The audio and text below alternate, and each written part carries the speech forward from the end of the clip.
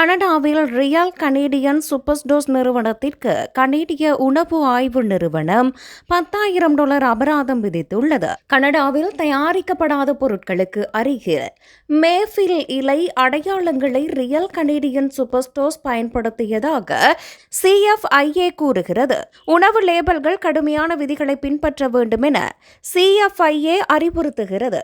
கனடாவின் தயாரிப்பு என ஒரு பொருளை அழைப்பதற்கு கிட்டத்தட்ட அனைத்து முக்கிய உள்ளடக்க பொருட்களும் கனடாவை சேர்ந்ததாக இருக்க வேண்டும்.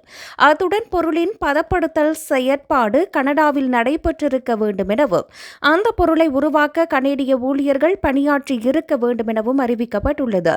பொருள் உள்ளடக்கத்தின் சுமார் 2% அல்லது அதற்கு குறைவான அளவு மட்டுமே பிறிதொரு நாட்டிலிருந்து இறக்குமதி செய்யப்பட்டிருக்க வேண்டும்.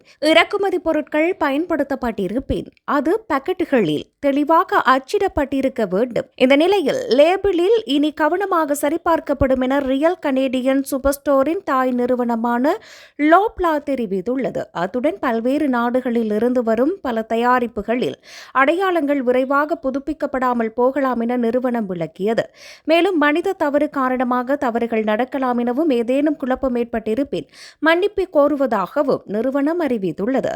பல கனேடியர்கள் உள்ளூர் பொருட்களை வாங்க விரும்பும் இந்த நேரத்தில் இதுபோன்ற பிரச்சினைகள் அடிக்கடி ஏற்படுகின்றமை குறிப்பிடத்தக்கது.